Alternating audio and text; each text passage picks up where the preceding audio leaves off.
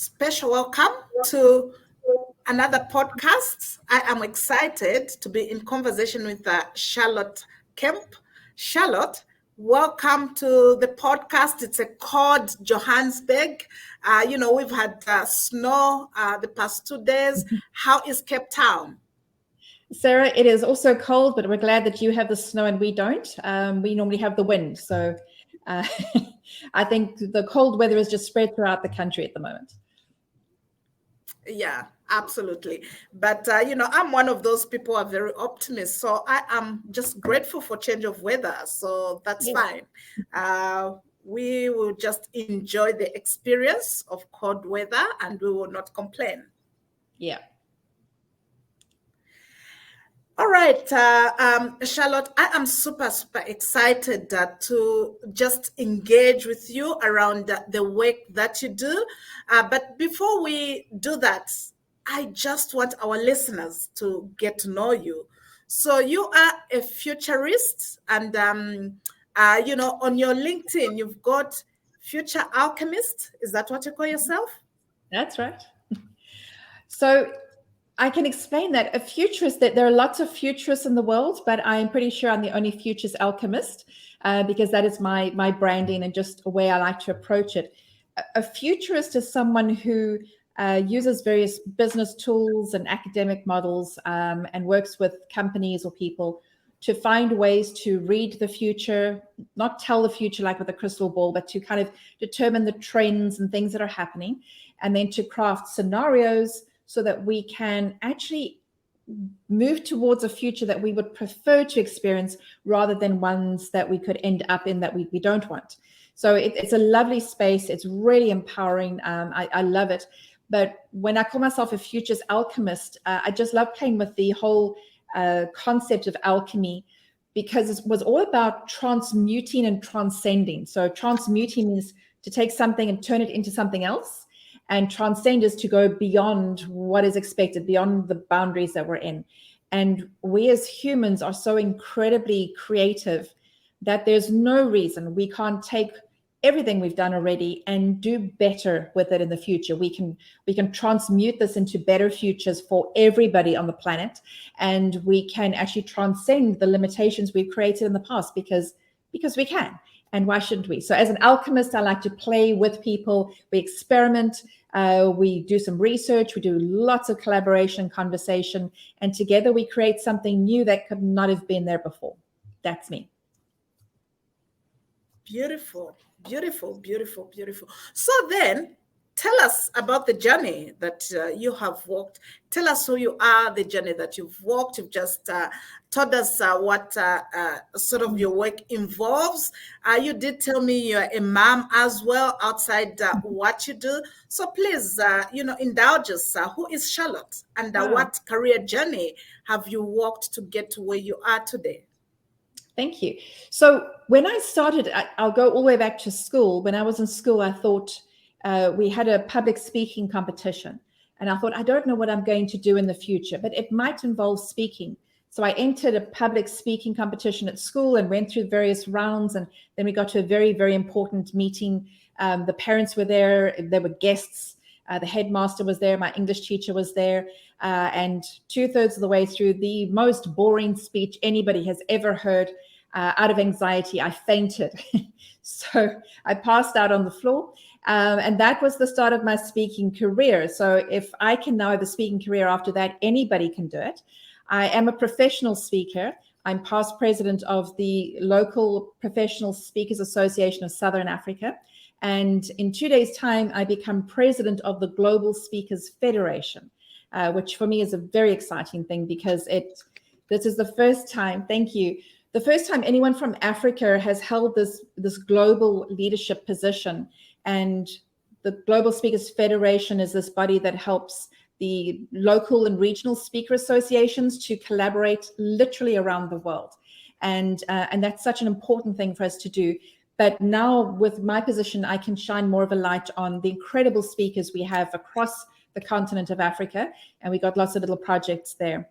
So that's my speaking part. And then the rest is My father was in financial services.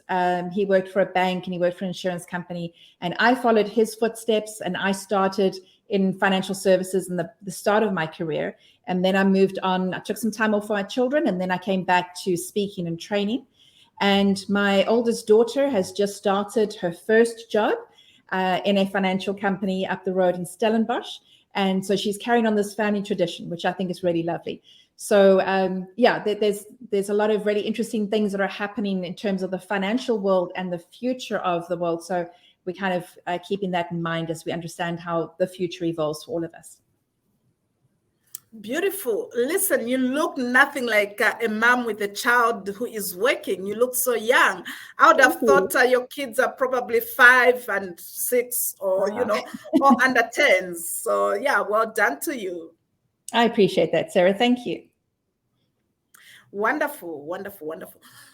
So before we started recording, as we were engaging, you were talking about the future thinking. Okay.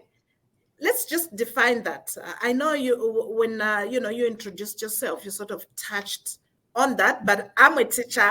I like being methodical. Let's start by just defining what future thinking is. What is future thinking? So first of all, we actually refer to it as futures thinking with an S. So it's a plural of future. And that's quite important because what we're doing every time we say that, and every time I write a book and someone edits, they say, no, you got this mistake here, and they keep crossing out the S. But the point is there's a multiple of potential futures that we're looking at. I love science fiction, but I'm not talking about, time travel or alternative universes. Just literally in the world that we're experiencing, there are many ways that the future can unfold. And the first thing that we need to do with futures thinking is to understand that.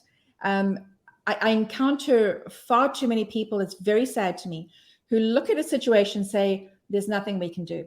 That we got no choice, we got no options, we're trapped, and they're victims, and they are paralyzed because they cannot see anything into the future other than one path, and it's not a good path. So we want to say there's many ways the future can unfold for us individually, for our country, for our continent, for the world. Many different ways. Which way is it going to go? And then we start applying some of the tools and things like that to understand that. And then we can start to say, this is the range of potential futures. It's probably going to go in this direction, but you know what? I'd prefer for it to be slightly in this direction. And then you can take action today to change the direction of your trajectory into the future. And it's those small things that we can do today that change where we end up, which are really important. And most people don't think about. They say, I wish the future looked like this. They get to the future, it doesn't look like that, but they miss the opportunity to change that direction. So a lot of that is just bringing this consciousness to people that there is something you can do. You have agency over the future. And even when things don't go the way you hope or the way you want, there are still ways to respond. So there's that whole between the gap of something happening and how we act, there's that decision about how we respond. And that there's a lot of space in that for us to act. So that is futures thinking. It's also sometimes called strategic foresight. So we all know strategy, strategic planning. But strategic foresight just means instead of just being really good at strategic planning, think about alternatives, think about scenarios. Plan a little bit more about the interaction of different unknown factors. And then you start to just prepare your brain to identify opportunities, to identify potential threats, and to feel like there's a scope that we can create the future. And we're all futurists. It's not just, academic people. Everyone is a futurist. Beautiful, beautiful. But like I said, I am a teacher. I love to break things down so people can understand. Yes. So then let's think of a corporate leader. Okay. I run a business. So, I lead, an organization. How does this help me, at a career level? Yes, at individual level, but also at a career level. How does this concept help me? Okay. I'm going to go back one step and just give a 4-step or a 4-stage model that anybody can look at, because literally with these 4 stages, anything that any futurist whatever, if you hear anybody on the internet, if you go to a conference, whatever they're saying will fall somewhere in these 4 steps. And then you can understand what it is you're looking at. And that's what I would bring to a corporate leader to start with, is the first stage is to gather intelligence. So obviously, if there's a problem, or we just want to plan for a better future, or we want to make more profit, or we want to be a more conscious company, or hey, there's problems in another part of the world, might it affect us here? So the first thing is gather that intelligence, all the data, the information, the trends, the opinions, the reports, whatever you need. And it depends on how deep your project is, how much data you're going to gather, but you just gather that intelligence so that you got that. And there's models that help us to gather the intelligence. The second stage is to manage change. So we have to recognize and acknowledge that we need to change. Now, innovative, futures thinking corporate leaders are very often the people who want to change. They want to make changes. They see things ahead and they want to rush and do certain, they want to respond because they're creative and entrepreneurial. But while they might embrace the change, they have teams of people who are entrenched in procedures and systems and who may not want to change. So how do they manage the change? How do you anticipate what needs to change and what doesn't, and how things that are happening, or technological innovations, legislative innovations, or changes, how are those things affecting your organization? So we have to manage the change. And then we get to the third part, which is the fun part for futurists, for anybody, as far as I'm concerned. It's to describe the future. And now you get to be creative and sit down and plan a range of different scenarios. And we can look at that just now if you want, but we have to actually, a business normally has a plan. And maybe if they're really clever, they have a plan B. But what we want to do is have that main plan, the kind of business plan you would take to a bank for an entrepreneur, or the plan that the company has come up with. That's where they're going. But you want at least 3 plans, 3 scenarios. One could be a very negative scenario, as in, what if something happens that is worse than COVID, that is going to disrupt us more than a global pandemic?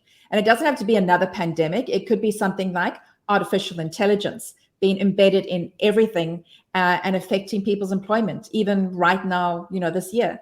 So what if something happens like that? What will happen to our business? So you need to actually draft that scenario. And then you need to draft a brilliant best case scenario. Like, wow, what if we get so many opportunities and we can do so much more business and we can reach so many more people or customers, or we can make so much more profit? And you need to have all 3 of those plans. And there's some practical reasons for actually crafting the plans. But now your business doesn't just have one path that it's trying to stay on. It can embrace everything, which means when things change in other parts of the world and we're all this integrated system, when it affects us, we can respond. And for a good corporate leader, they need to have that flexibility in their mindset to be able to embrace all of that. The accountant needs to, have a narrower focus, and maybe marketing needs to have a narrower focus. But the leaders need to have a very broad picture of what could happen, and they need to manage all of those different variables so that they can keep steering the company in the right direction. So that was stage 3. Stage 4 is develop plans and strategies and then test the strategies. But those 4 steps will take anybody through a futures exercise for their own business, their own lives, even today.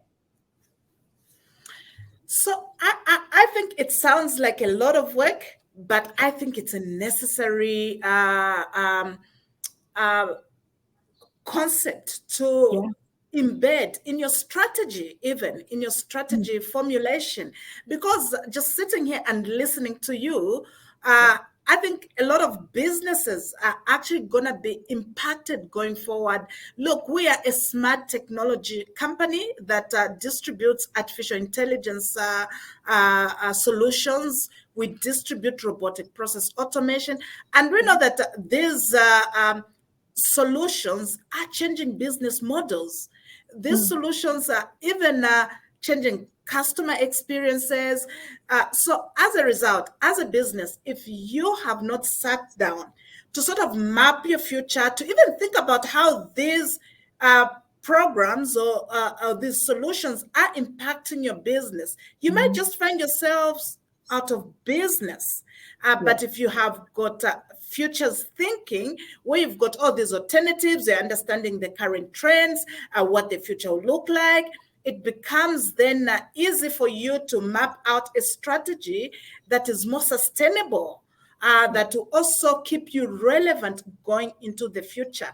I think this kind of conversation should be part of strategic thinking, part of strategy formulation. It should be part of our everyday conversation. Yeah, no, I agree with you totally. And one of the reasons it's not in everyone's conversation to start with is that for a lot of people, when they look at the future, they immediately feel anxiety, because we are anxious about the unknown.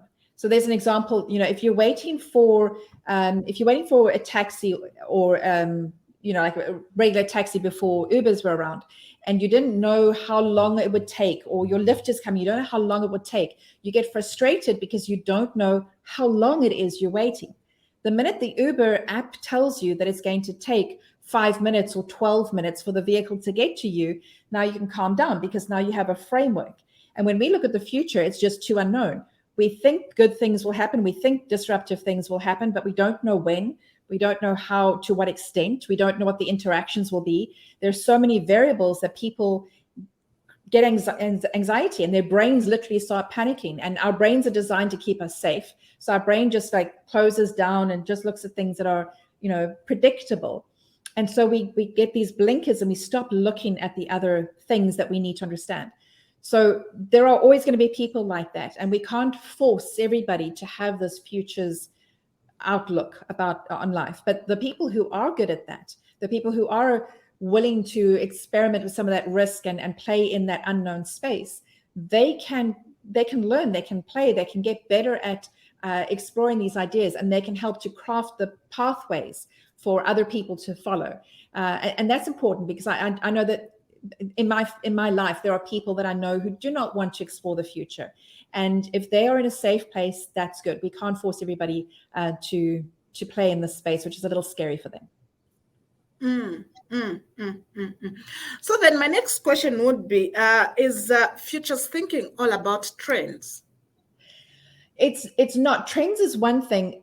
In South Africa, when people are trying to understand what futures thinking is about, we normally mention two things, and then they go, oh, now I know what you're talking about. So one will be trends, and the other will be scenarios, because we have a little history with that. So back before the first democratic elections, there was a lot of work being done in South Africa about the future of the country. And broadly, there were two scenarios presented to us. South Africa can take the high road, or South Africa can take the low road. And the low road is warfare, civil war, discrimination, everything we don't want. The high road is we work together, we learn to collaborate, we get over certain things, we face other things, we admit we deal with stuff. And we actually come together as a democratic country, and we work out how to do this together. And it was such a simple scenario. It took obviously quite a bit of work to get there. But it meant that anybody in a conversation, in an interaction, could go, am I behaving on the low road path, or am I behaving on the high road path? And if we kept choosing the high road, then we could actually have a transition without any civil war or anything else. There are still problems, I'm not denying that, but we avoided so many more problems by choosing to take the high road. So those high road scenarios were really important. And that was a work done by a futurist called Kemp and his teams back then. So we understand scenarios, we understand trends, because there's really some amazing trend reports. A lot of trends that we talk about are actually just fads, they come and go. So in social media, people talk about trending topics. And it might be trending, but it's trending for a few days or a few hours. It's not a real trend where there's a significant change of, how we work, or gender identity, or identity of any kind, or artificial intelligence, those big trends that change the direction of societies or economies. So those are the two things. And it's a good place to start. But we really, if you want to have a good futures plan, you need to kind of dig a little bit deeper. I never wanted to feel like someone has to go and study in order to be able to use these things. I really want to be able to take the really good models, but help put them into the hands of people so that they can use them. So I did a workshop a little while ago, and my daughter, the 24-year-old, she's been doing some VA work for me behind the scenes. So she came on my workshop online to see what it was about. And when we finished, she was still studying at the time. She said, "This is great. Mom, now I can sit down and plan my career with these tools." Now, if somebody in their 20s can take these tools and apply them, then we actually are dealing with something that is quite significant. And yeah, so we want to go beyond just the trends. It's easy, it's fun to look at the trends, but there's so much more that we could learn and play with. So somebody who's listening might have a question to think, this whole futures thinking, is it just philosophical, or is it motivational, or are there practical uses for futures thinking? Yeah. What would you say to that? So I studied some of this at a course at Stellenbosch Business School and on futures thinking. And it's the only university around the world that does futures thinking, apparently, that starts with a whole section on philosophy. And it's quite an interesting place to start, because we're going, we want a better future, don't we? And we go, yes, we want a better future. But the picture I have of a better future is going to be different from the picture you have of a better future. And that is because of different philosophies, different mindsets, different worldviews, different values. So let's have a philosophical conversation about what is a better future. Is it just better for one kind of people, for one group in power, or is it good for everyone? Does it need to be conscious and holistic, or is it exclusive? So we need a philosophical conversation. Philosophy is great, and I'm really glad to see more people in senior positions in business taking time for those philosophical conversations. But then there's two other parts. You almost like have a Venn diagram of these three parts kind of intersecting. Philosophy is one, psychology is the next. How do we think about the future? We've talked about people being anxious about the future, anxious about the unknown. Other people are optimistic, some are pessimistic, some don't want to change. So we need to understand the psychology, and then we need the practical part. Like, okay, we want to change, we'll manage the change process. This is what we're aiming towards. How do we do it practically? And then you need some practical, strategic steps in place. And if you can bring those three P's together, philosophy, psychology, practicality, then you've got a really good futures plan that will actually generate some worthwhile results in the future. Beautiful, beautiful, beautiful. So one of the things that you brought into the conversation that I really want us to dive into is scenario planning. A lot of people talk about scenario planning. What is this, and what is, its use, especially in the business context? Scenarios are really interesting, and I love seeing anybody who does a scenario plan, when they produce a document or something to demonstrate what they thought about, they come up with such creative ways of explaining it. I've seen some scenarios just be like this really amazing cartoon picture of a whole lot of things. And others are like academic documents, and others are just somebody built a house once that was a house in the future, and they had all these gizmos and gadgets, like this is how a family in the future would live.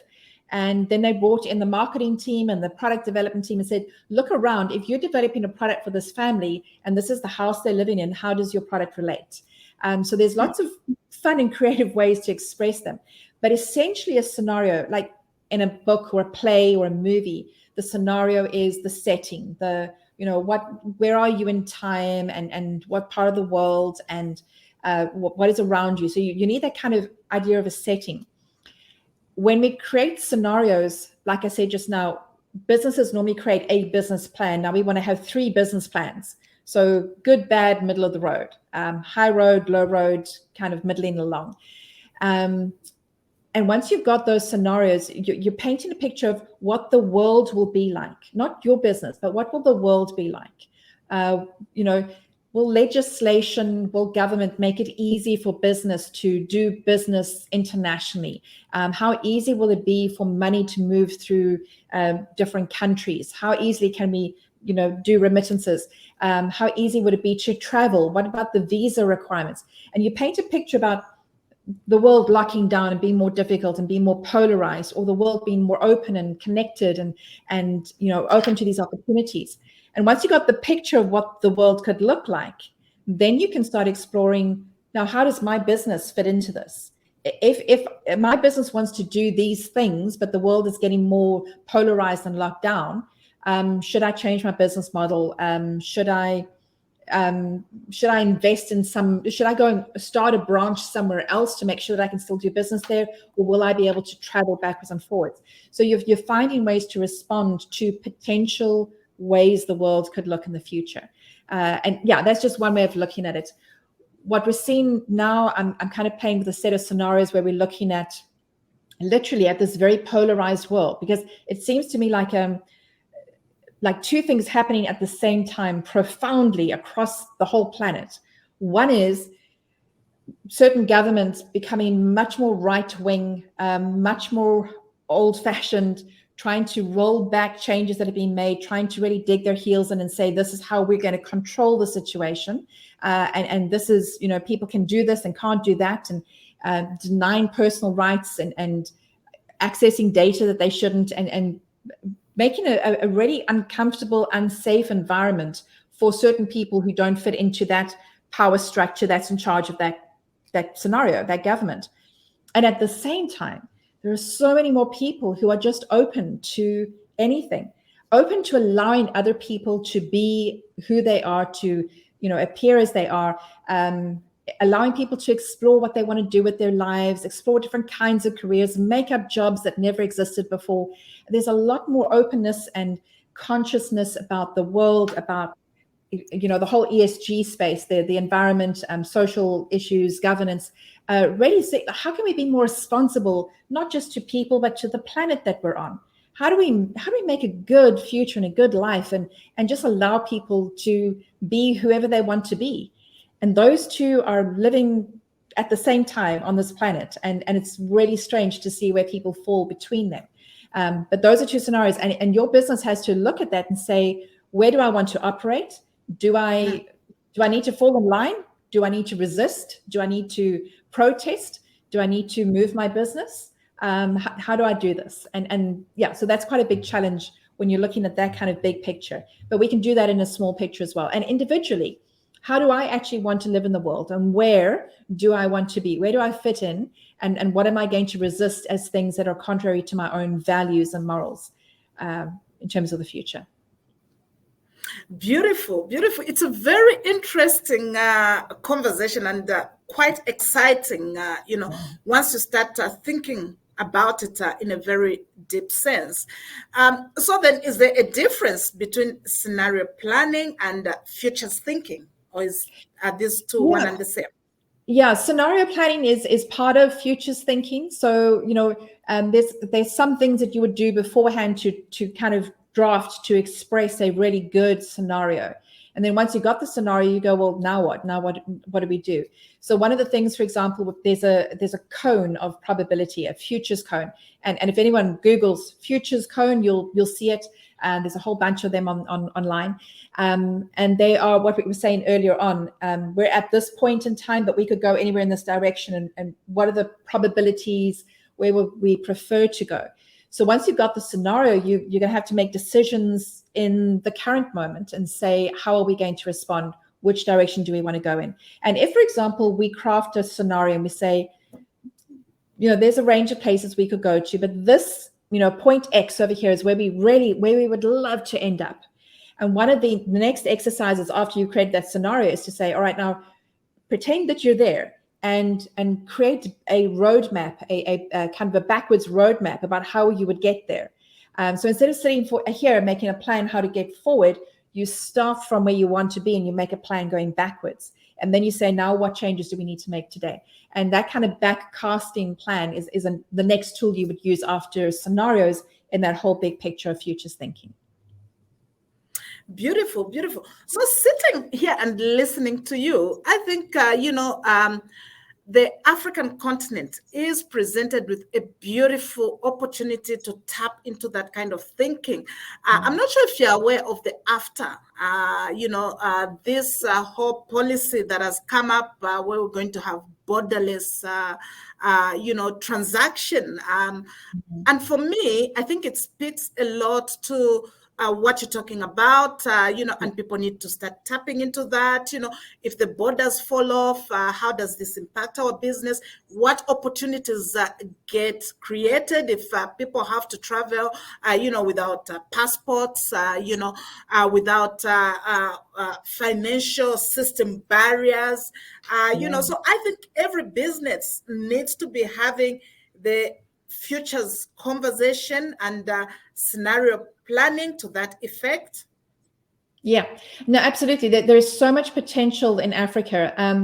One of the examples that I'll give, and I just coming back to my speaking world, is that we have a regional speakers association. So we got Professional Speakers Association of Southern Africa, and it means that instead of just focusing on our country, we're looking at our colleagues in this part of the continent, and we're collaborating with them to create more opportunity for all of us in this space. And I think that's a really good example of that regional collaboration, rather than unnecessarily being nationalistic and saying, no, it's just about my country and forget about the others. So how can we collaborate across the borders to create those opportunities? And there are so many. There's a lot of, I've just kind of been coming across them. I play a bit of on TikTok, and I'm delighted when the TikTok algorithm picks up what you're looking at, because they just bring you more content. But about all the interesting conversations we have having around Africa at the moment about kind of claiming back the continent for the people who live here, and what they can do. In the speaking world, I'm running two projects. One is, we're calling it a Pan-African Speakers Summit. It's our second one, actually, and it comes up next month. And the idea is to find the speakers in Africa, people who are professional or public speakers, experts, trainers, facilitators. We want to get them together in a conference, and we're professional speakers talking to other professional speakers, teaching each other, sharing resources, sharing leads, raising our profiles. But we're doing it in Africa, as opposed to bringing in people from Europe or North America or Asia to come and teach us. We don't need that, because we've got the talent here. One of the books I'm writing about the future of Africa is a similar project, where we're talking to different futurists in Africa about the futures work being done in Africa, as opposed to importing models from Europe or North America or Asia and saying, come and teach us about futures thinking, because we have people here doing this work. So when we can collaborate in all those different forms across the continent and share resources, then we're learning from each other, we're raising our profile, and we can start to export out of Africa the wisdom that we have here, the wisdom, the talent, the insight, not export as and send our people away, but send them away for a conference and then bring them back again with some more insight. But we can export. We've got such incredible value here in terms of wisdom and experience. And it's overlooked, and it's overlooked by the narratives, and it's time we change that. Yes, listening to you really just makes the conversation of being an African exciting, especially when we embrace who we are, the talent that Africa has to present to the world, and the more of us who come together with the mindset of saying, look, Africa has got a good story to tell. Let's do something about it. Let's elevate this conversation. The more we change the narrative. So one of the reasons why I started this podcast was to actually elevate that exists on the African continent. Everybody thinks, especially people outside Africa, they think there's no talent here. But no, we've got massive talent that is driving a lot of change, that is driving. And for me, it was about saying, let's raise these voices, let's showcase this talent that we have. And I have just been so amazed and just so blessed by the kind of depth and skill sets that sits within the continent. So what you're saying really resonates so much with me. It's in our hands, right? It's in our hands to do our bit to change the narrative, so that we can start exporting our great experiences. And like you're saying, not necessarily exporting people, but exporting the wisdom, the experience, and the skill sets, that we've got within the continent. Yeah, no, absolutely. And some of the work that we're doing, just picking up the individual stories and realizing how much technological innovation, artificial intelligence innovation happening in different parts of Africa is just amazing. So it's different, but obviously we hear the headlines always will share the stories that, have, I don't know, more of the Northern Hemisphere stories than the Southern Hemisphere. But yes, there is so much innovation happening. One of the things about Africa is that we are an innovative continent because there are things that haven't worked in the past, or because there are technologies that we've been able to leapfrog over. So we are actually, by nature, resilient, innovative people on this continent, which means we can come up with ideas that Europe can't come up with, because Europe is so settled and kind of, they've got centuries of history where they've done things certain ways. So why would they need to change? Whereas Africa, we're coming up with new things all the time. No, well said, well said. So a lot of us, I think, recognize that one of the things that we are doing as a business is to put together an artificial intelligence a summit. It's a global summit that we're going to be holding in Zambia, and we're inviting all the Africans to say, bring your A game. Let's share our experiences. Let's learn from one another, because there's just so much that is happening in the space of technology, in the space of artificial intelligence, all over Africa, and within different contexts. So for us, we've said that, let's put together this global conference in September where everybody can converge, and the convergence of minds can, come together and just share with one another. And it's very much in line with, what you stand for. Before we started recording, you were talking about creating the Africa that we want. So all these things, and my thing is, so the more of us that buy into that narrative, that thinking, the better. Then we can elevate more voices that are actually talking about creating the Africa that we want. And you just want to talk more to that kind of thinking and the initiatives that you are involved with. Lovely, thank you. There are so many interesting projects. You kind of want to have enough of a budget and enough calendar time to go to all these different conferences, because when we do come together and we share ideas, it is so encouraging to people, and challenges those old assumptions that certain things can't happen in Africa, or a lot of people look at things that happen and say it's okay for someone over there or that kind of person because they've got a certain background or an education or a degree, but it's not true. We have enough innovation that we can come up with things, even here, that are actually, world changing. So there's a couple of projects I'm involved in. Like I said, one was the Pan-African Speakers Summit, where we just try and get speakers to collaborate. Another one about the futurists doing work in Africa, and we want to pull those stories together. And then when I started looking at this, I discovered for myself how many projects I had accidentally got involved in that were focused on Africa. And it was encouraging to me because it's challenged my own mindset and my own kind of heritage and background about what I can assume I'm capable of doing. So what I'm doing is putting this all together in a conference in October here in Cape Town. It's a 3-day conference, and we're looking at teaching people futures thinking tools. So it's really important for me. It's one of my values to be able to kind of pass on the agency to someone else, so someone else can take these tools and do it themselves. We don't want to keep asking permission. We don't want to keep going to experts. We need to feel like we can use these tools for ourselves. So I want to teach the futures thinking tools, But the theme of the conference is crafting positive futures for Africa. So we can actually sit down and start saying, this is the future we want, not that future. I had a conversation with someone the other day from Nigeria about this, and she said the work she's involved in is decolonizing education in Nigeria. And I'm going, that's what we should be talking about. What is education for Africa really about? That isn't just automatically inherited from another part of the world. So we got this 3-day conference where we learning new tools, but focusing on creating positive futures for Africa.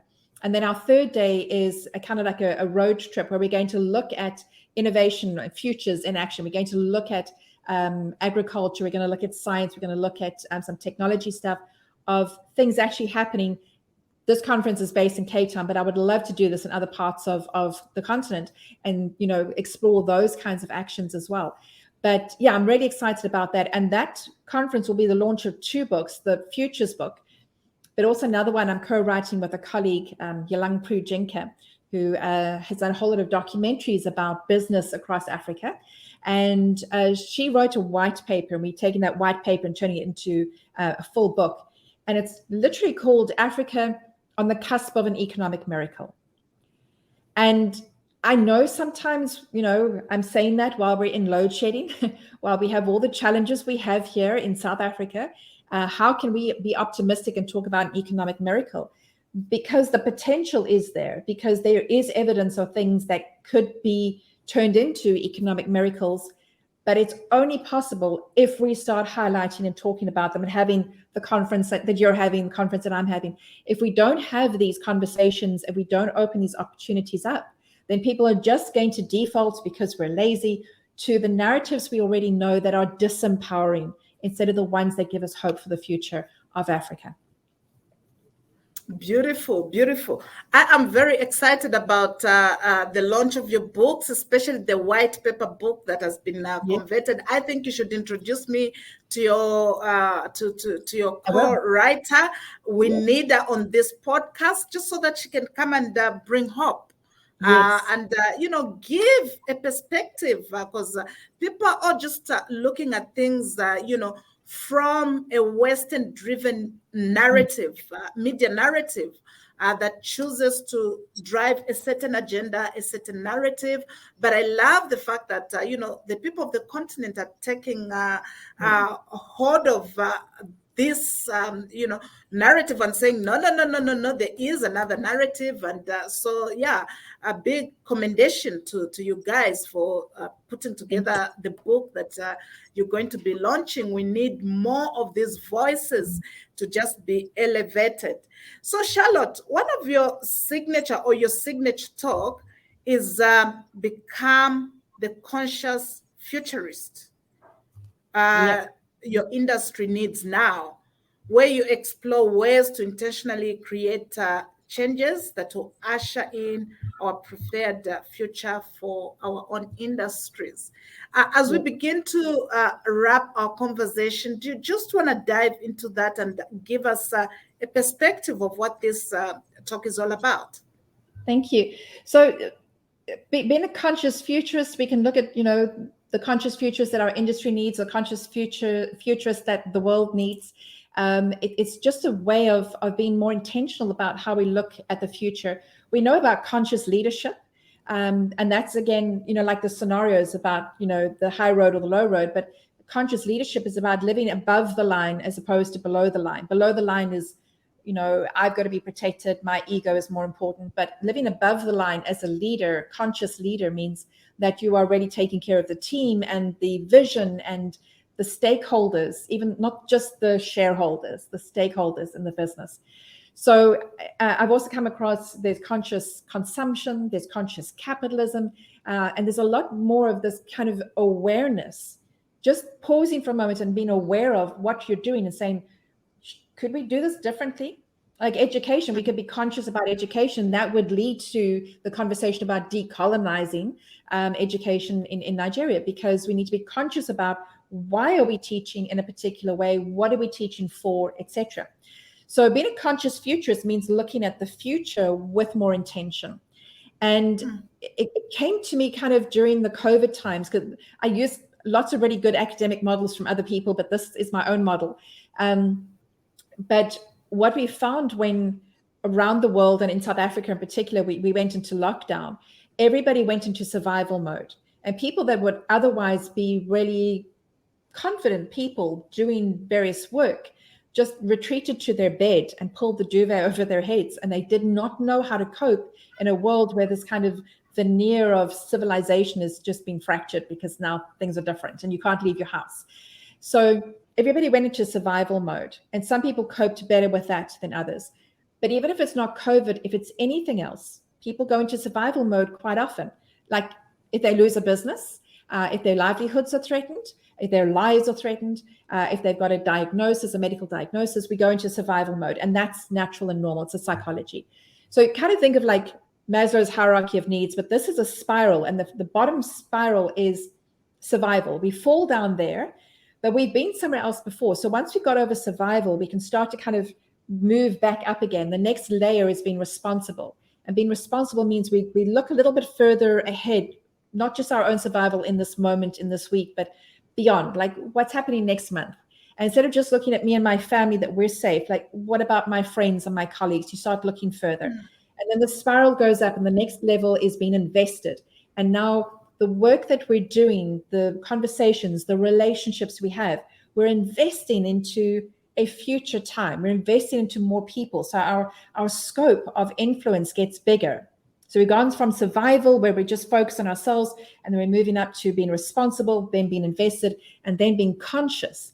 And being conscious about the future, being a conscious futurist, means that we make good decisions and we take good actions now for, not just for now, but for the future. A good decision would be of benefit for now and the future. We're doing things that will invest in generations to come, not just for our own ego, not just for our bank balance, but because we really believe the world will be better for this. So 4 layers so far: survival, responsible, invested, conscious, and then transcendent. And a transcendent futurist is someone who really is pouring their lives and their genius, their soul into the world to make the world better. And they're not waiting for people to give them a medal or an award. They're doing it because they really believe that they are part of this incredible world that we're in. And if we contribute to it, then the world gives back to us because we're a holistic system. That's then being a transcendent futurist. So it even goes beyond conscious. And that's what I'd like to think that we're capable of doing. There are many people who are in those lower levels, but we can move higher up. And because it's a spiral, we give ourselves grace. We're moving up and down the whole time. If we're not well, we slip down, then we get better and we move back up again. And we can see other people moving up and down those levels as well. And then together we can craft better futures. Beautiful, beautiful, beautiful, and well explained. I just love that conscious, conscious everything, conscious capitalism, conscious way of doing business, generative leadership, and generative business is going to be the big thing of the future, where even customers are going to be holding businesses accountable. You're making profits. What are you doing to make lives better? What are you doing towards, climate change, for example? Are you taking responsibility to invest yourselves in those areas for the good of the greater good? So very, very aligned with just what you've said, and it resonates very deeply with me. It's been a great conversation. I have enjoyed just diving into futures thinking, and how we can see that also through the eyes of the African context that we've talked about, and the opportunities that lies ahead of us. And I'm more excited about telling a positive African narrative as we all contribute towards creating the Africa that we want, the one thing that I'm very, very passionate about. So as we bring this conversation to an end, do you have any closing remarks? Thank you. Like I said towards the beginning, I've studied futures thinking. I've written some books about it, but I really believe we are all futurists. And I would love to leave that in people's minds, for them to, consider your LinkedIn profile, consider your business card, and say, if the word futurist was in there, then how would I act? How would I make better decisions? What would I need to explore? We don't need to go and get a degree, but we just need to have that mindset of being more intentional about the future that we want to see, and then making those decisions now, and supporting other people as well as they explore the future. It's so easy for us to fall into the habit of sharing all the negative, bad stories, but why don't we have a stack of really good stories, so that when somebody's sharing their negative story, we can bring out some good examples of, look at the amazing things we are doing here. And that will start to change that narrative very intentionally towards a better future for us. Beautiful. And on that note, we will bring this conversation to an end. Thank you so much, Charlotte, for your time. It was absolutely exciting to engage with you. Thank you very much. I really enjoyed the conversation and exploring all these different ideas with you. Thank you.